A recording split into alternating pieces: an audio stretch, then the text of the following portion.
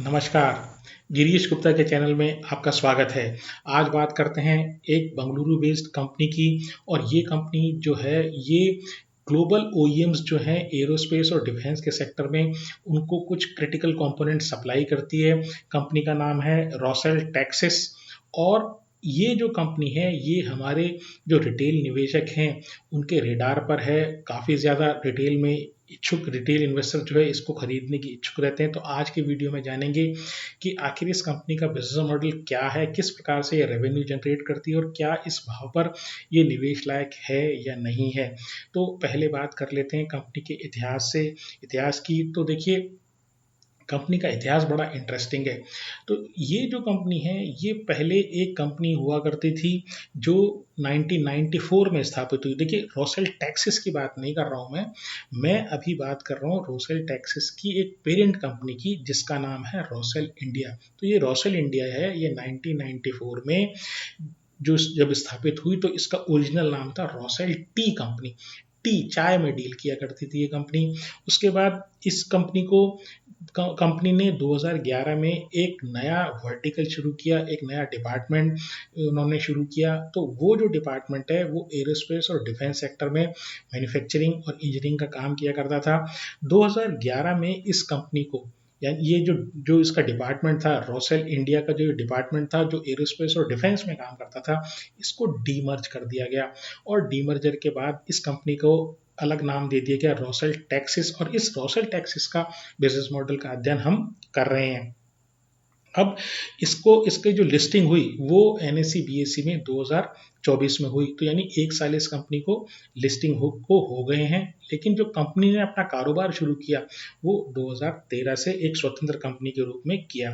अब इस कंपनी के बिजनेस की अगर बात करें यानी रोसेल टेक्सास की कंपनी के बिजनेस की बात करें तो जैसे मैंने बताया ये जो ग्लोबल डिफेंस और एरोस्पेस वाली कंपनीज हैं यानी कि जो फाइटर एयरक्राफ्ट हुए या सिविल वाले जो एयरक्राफ्ट हुए, ऐसी बड़ी बड़ी जो ग्लोबल ओईएम्स जो हैं उनको कुछ कंपोनेंट सप्लाई करती है और मैन्युफैक्चरिंग और इंजीनियरिंग में है। मैन्युफैक्चरिंग छोटा हिस्सा है, इंजीनियरिंग थोड़ा सा बड़ा हिस्सा है। मैन्युफैक्चरिंग और इंजीनियरिंग में क्या डिफरेंस है? मैन्युफैक्चरिंग का मतलब ये एक्चुअली कि उस चीज़ को मैन्युफैक्चर करना, उस कंपोनेंट को मैन्युफैक्चर करना। लेकिन इंजीनियरिंग में जो है वो उसके सारे एस्पेक्ट आ जाते हैं, चाहे वो डिज़ाइन हो, चाहे असेंबली हो, चाहे मैन्युफैक्चरिंग हो या अल्टीमेटली उसकी टेस्टिंग और सिस्टम इंटीग्रेशन हो। तो अगर इनके अलग अलग बिजनेस की बात करें तो ये बेसिकली 4 एरिया में डील करते हैं। पहली चीज़ है इलेक्ट्रिकल वायरिंग एंड इंटरकनेक्ट, दूसरा है electronic system and system integration, तीसरा है ऑटोमेटिक टेस्ट इक्विपमेंट और चौथा है इलेक्ट्रिकल एमआरओ।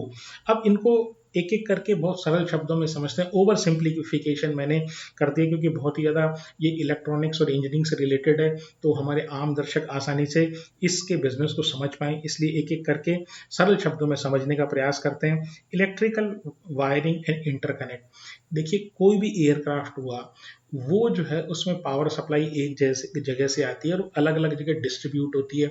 और वो जो तार होते हैं ना वो जो डिस्प्ले होता है यानी कि कोई भी जैसे टेम्परेचर कितना है या इस एयरक्राफ्ट की स्पीड कितनी है, ये डिफरेंट तरीके की जो मीटर्स जो डैशबोर्ड में लगे रहते हैं या अलग अलग जगह लगे रहते हैं, तो वो जो है तारों के थ्रू कनेक्ट होते हैं।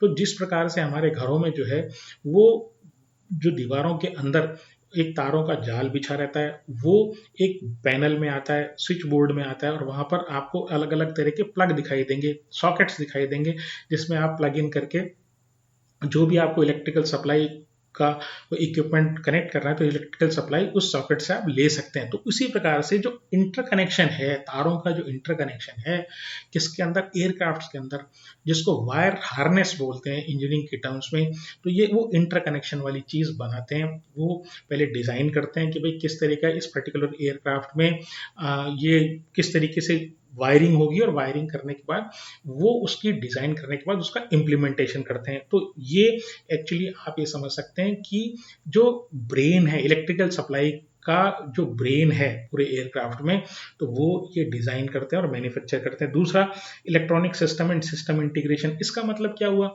अब देखिए वायरिंग जो है, वायरिंग तो आपने लगा दी, वायरिंग लगाने के बाद जिस डिस्प्ले बोर्ड में जिस चीज़ से वो डिस्प्ले होगा यानी कि तार आ गए, तार के बाद कोई ना कोई उसमें चिप लगी हुई होगी, तो ये चिप जो है वो बाहर से मंगवाते हैं, उस चिप को उस डैशबोर्ड में इंटीग्रेट करते हैं। तो और वो इस प्रकार से पूरे के पूरे एयरक्राफ्ट को ये की वायरिंग को इस प्रकार से डिजाइन करते हैं कि वो पूरा का पूरा सिस्टम एक तरीके से काम करने लगे। यानी वायरिंग एक पार्ट हो गया, उसके बाद जो इन्होंने जो डिस्प्ले बोर्ड के पीछे जो चिप्स लगी रहती हैं, सेमीकंडक्टर जो डिवाइसेस लगी रहती हैं, उनके साथ इंटरकनेक्शन, और इस प्रकार से वो पूरी की पूरी वायरिंग और डैशबोर्ड और जितनी भी अप्लायंसेस है उस एयरक्राफ्ट में, उन एपरेटसेस जो हैं उनको इस प्रकार से कनेक्ट करके देना कि वो एक यूनिफॉर्म तरीके से काम करें, एक साथ वो आपस में काम कर सकें।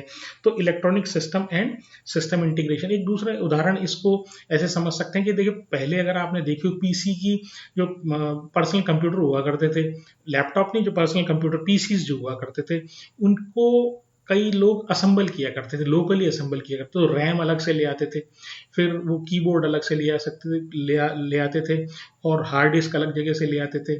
तो और फिर मदरबोर्ड अलग जगह से लेके और फिर उनको एक साथ असेंबल करते। तो ये वाला जो काम है ना, इसको system integration and electronic system and system integration बोला जाता है।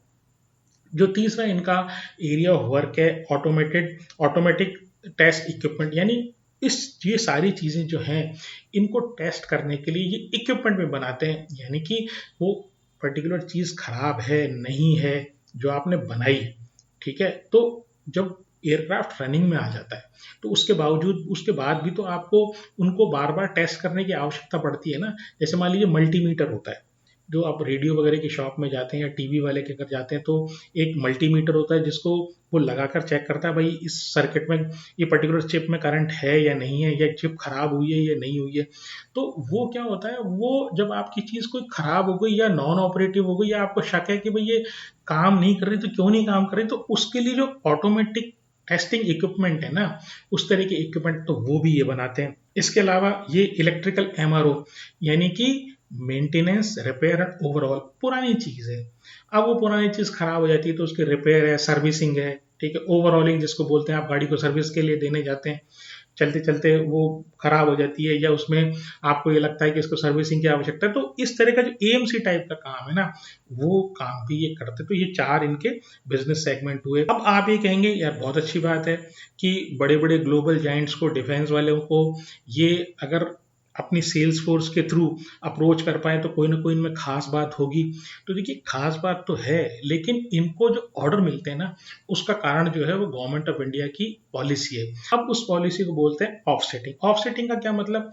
ऑफसेटिंग का मतलब ये कि जब ग्लोबल एविएशन जायंट्स या एरोस्पेस या डिफेंस वाली कंपनीज आपको, यानी भारत गवर्नमेंट ऑफ इंडिया को, जब कोई इक्विपमेंट सप्लाई करती है, यानी कोई एयरक्राफ्ट सप्लाई किया, जैसे जैसे फ्रांस ने रफाइल्स इन्होंने सप्लाई कर दिया और 1,000 करोड़ की उसकी डील है, तो गवर्नमेंट ऑफ इंडिया ये कहती है यार सारा कुछ जो है 1,000 करोड़ की डील में तुमने मैन्युफैक्चर करा लिया फ्रांस से, ठीक है, तो आपकी लोकल इंडस्ट्री को फायदा होगा ना, मुझे क्या फायदा होगा, मेरी कंट्री को भी, जब मैं माल खरीद रहा हूँ तो मेरी कंट्री को भी तो कुछ फायदा होना चाहिए। तो वो ये कहता है कि भाई 30 से लेके 50% तक जो कुछ खर्चा है ना, वो इंडिया में होना चाहिए।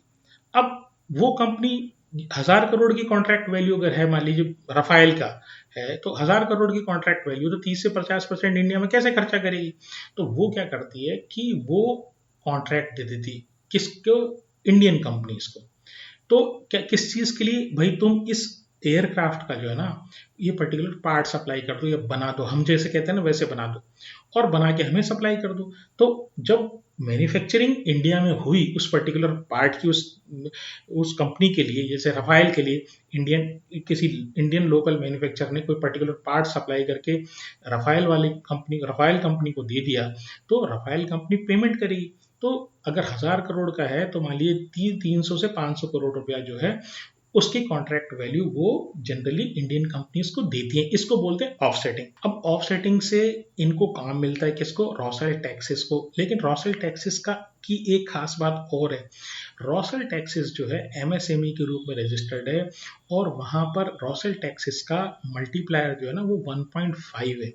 तो 1.5 का मतलब क्या हुआ? इसका मतलब ये हुआ कि मान लीजिए किसी और कंपनी को ये रफाइल जो है, मान लो 300 करोड़ रुपया उसको खर्चा करना है भारत में, तो और उस particular local company, Indian local company का जो मल्टीप्लायर अगर 1 होता तो पूरा 300 करोड़ की कॉन्ट्रैक्ट वैल्यू जो है उसका काम राफेल को कराना पड़ता। लेकिन चूंकि ये एमएसएमई के रूप में रोसेल टेक्सास रजिस्टर्ड है, इसलिए 300 डिवाइडेड बाई 1.5 वो जो मल्टीप्लायर है, तो 200 करोड़ का ही काम इनको यानी राफेल को रोसेल टेक्सास से कराने पर उसका ऑब्लिगेशन पूरा हो जाता है। तो ये एक एडिशनल अट्रैक्टिव एडवांटेज है किसके लिए, फॉरेन की कंपनीज के लिए, रोसेल टेक्सास टाइप की कंपनीज को से काम कराने के लिए, क्योंकि 200 करोड़ के काम में ही 200 करोड़ का काम दिया और 300 करोड़ का जो ऑब्लिगेशन है वो पूरा हो गया। तो ये रही इसकी रोसेल टेक्सास की बिजनेस की एक खास बात कि क्यों इसको कॉन्ट्रैक्ट मिलता है। अब तीसरी बात ये, काम किस तरीके करते हैं। देखिए 2 तरीके का काम ये करते हैं, एक है बिल्ड टू प्रिंट और दूसरा है build to specification. Build to print का क्या मतलब, बिल्ड टू प्रिंट का मतलब ये कि किसी कंपनी से, किसी फॉरेन कंपनी से इनके पास ऑर्डर आया, ऑर्डर में ये स्पेसिफाइड है कि देखो ये तो मैंने आपको स्पेसिफिकेशन दे दी, ये इसका डिजाइन है, ये सारी चीजें, आपको कुछ नहीं करना, आपको तो इसको बना के दे देना, मतलब डिजाइन विजाइन में आपका कोई रोल नहीं, सिर्फ मैन्युफैक्चर कर दो। आपको एक बात ध्यान रखनी है कि जो बिल्ड टू प्रिंट है वहां पर चूंकि केवल मैन्युफैक्चरिंग होती है तो वहां पर मार्जिन काफी कम होता है कंपेयर टू जो दूसरी तरीके की जो मैन्युफैक्चरिंग होती है जिसको बोलते हैं बिल्ड टू स्पेसिफिकेशन। तो बिल्ड टू स्पेसिफिकेशन का मतलब ये कि जो आपका क्लाइंट है ना, वो सिर्फ ये बताएगा कि आप जो है उसकी रिक्वायरमेंट क्या है और आपको डिजाइन से लेके कंसेप्चुलाइजेशन से लेके हर चीज करके मैन्युफैक्चर करके उसको दे देना है। अब यार दिमाग का खेल हो जाता है, इसलिए वहां पर जो है आपको मार्जिन जो है वो ज्यादा मिलता है। लेकिन ये जो रोसेल टेक्सास है इसका ज्यादातर जो काम है ना वो बिल्ड टू प्रिंट है, यानी कि केवल मैन्युफैक्चरिंग में इनका ज्यादा रोल है और ये जो ज्यादा इनका रेवेन्यू है, और जो बिल्ड टू स्पेसिफिकेशन है ये इनका रेवेन्यू कोई बहुत ज्यादा खास नहीं है। फिर 2013 इनका रेवेन्यू बड़ा डाइवर्सिफाइड है। 2013 में इन्होंने जब काम शुरू किया तो इनका एक ही क्लाइंट था, वो था बोइंग, और अब ये बोइंग जो है ये इनका लार्जेस्ट कस्टमर भी बन गया है। 40% रेवेन्यू जो है ना वो बोइंग से आता है, और इस प्रकार से आप ये भी कह सकते हैं कि इनका जो काफी ज्यादा क्लाइंट कंसेंट्रेशन है, टॉप 5 कस्टमर से 90% जो है इनका रेवेन्यू आता है। लेकिन अब इनका रेवेन्यू, इनके जो टोटल क्लाइंट्स की बात करूं तो लगभग 30 क्लाइंट्स इनके अब हो गए हैं। Honeywell international, interconnect wiring, Lockheed Martin, Boeing के अलावा। तो ये सारे इस तरह की जो बड़ी बड़ी कंपनीज हैं, ग्लोबल ओईएम्स हैं डिफेंस और एरोस्पेस क्षेत्र में, वो इनकी क्लाइंट्स हैं। कॉन्ट्रैक्ट किस तरीके के मिलता है, देखिए कॉन्ट्रैक्ट में एक खास बात है, कॉन्ट्रैक्ट एक तो फिक्स प्राइस कॉन्ट्रैक्ट होता है, यानी कि जो प्राइस का वेरिएशन होता है, अगर रॉ मटेरियल के प्राइस में वेरिएशन होता है वो एब्जॉर्ब करना पड़ेगा रोसेल टेक्सास को। फिर दूसरी खास बात ये कि ये जो जो कॉन्ट्रैक्ट होता है ये 3 से 5 साल का कॉन्ट्रैक्ट होता है, लॉन्ग टर्म कॉन्ट्रैक्ट होता है। तो इससे अच्छी बात ये कि रेवेन्यू विजिबिलिटी कंपनी में आती है। और जो तीसरी बात ये है कि इनको रिपीट ऑर्डर मिलते रहते हैं। एक बार जो फैसिलिटी एक बार सर्टिफाइड हो जाती है, मतलब ग्लोबल ओईएम ने आपकी फैसिलिटी को सर्टिफाई कर दिया कि हाँ आप अच्छा प्रोडक्ट बना लोगे, तो आपको रिपीट ऑर्डर मिलते रहते हैं। लेकिन दूसरी तरफ जो इनके टोटल कॉन्ट्रैक्ट वैल्यू की 50 से 60% जो होती है ना, वो इनके रॉ मटेरियल की कॉस्ट होती है, और इस रॉ मटेरियल का 80 से 90% जो है ना इंपोर्ट किया जाता है। और जैसे जब आप इंपोर्ट करेंगे तो नेचुरली सामान लाने में कुछ प्रॉब्लम आती है, यानी उसमें जेस्टेशन पीरियड होता है। दूसरी बात ये कई बार माल मिले ना मिले, कुछ ग्लोबल टैरिफ इम्पैक्ट आ गया, कुछ और चक्कर पड़ गया, तो इसके लिए इनको बड़ी भारी क्वांटिटी में अपनी रॉ मटेरियल की इन्वेंटरी जो है ना मेंटेन करके करनी पड़ती है। और इसका एक और भी फायदा है कि ये प्राइस वॉलेटिलिटी से भी बच जाते हैं। 2 तरह की प्राइस वॉलेटिलिटी इनको झेलनी पड़ती है। इंपोर्ट होता है 80 से 90%, तो फॉरेन एक्सचेंज का जो फ्लक्चुएशन है वो इनको झेलना पड़ रहा है। दूसरी बात है रॉ मटेरियल की फ्लक्चुएशन जो है वो उसकी प्राइसिंग का जो रॉ मटेरियल की प्राइसिंग का जो फ्लक्चुएशन है वो तो खैर इनको झेलना पड़ता ही है।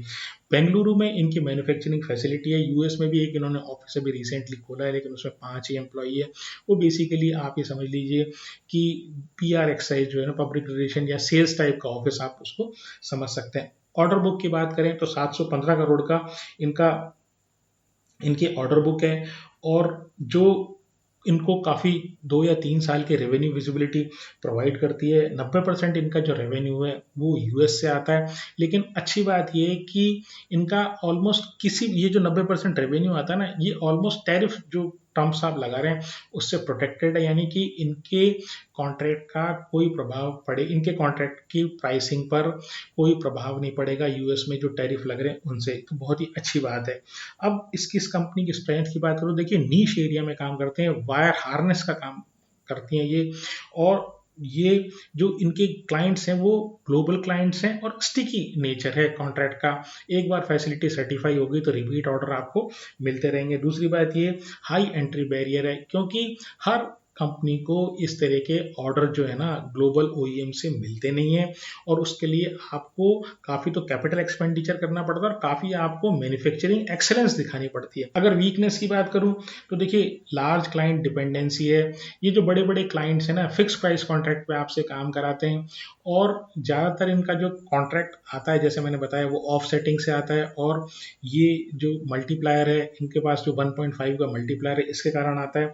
लिमिटेड जो ग्लोबल पीयर्स से कंपटीशन की बात करें तो ग्लोबल पीयर्स के कंपैरिजन में इनका स्केल बहुत छोटा है, यानी बड़ी बड़ी कंपनीज जो हैं मान लीजिए किसी कारण से वो जो बड़ी जो ओईएम्स हैं वो ये कहती हैं कि मैं इंडिया में तो हमको माल ही नहीं सप्लाई करना, या इंडिया से उनको कोई ऑर्डर नहीं मिले।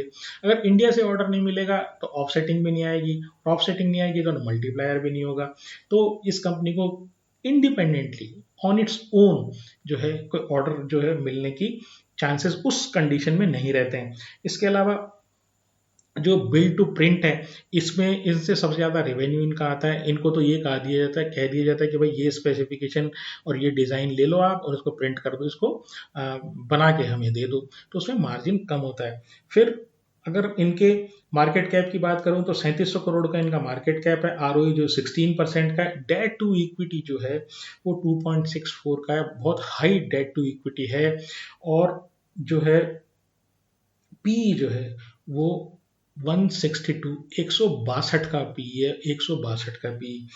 पिछले 12 महीनों में, क्योंकि ये जो लिस्टिंग हुई है इसकी दिसंबर 2024 के आसपास हुई है, तो पिछले 12 महीनों की जो सेल है वो 87% बढ़ी है, काफ़ी अच्छी बढ़ी है।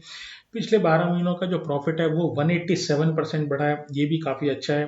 प्रमोटर के पास 75% है, बहुत अच्छी बात है ये तो। एफआईआई के पास 1.68 है, मामूली बढ़ा है।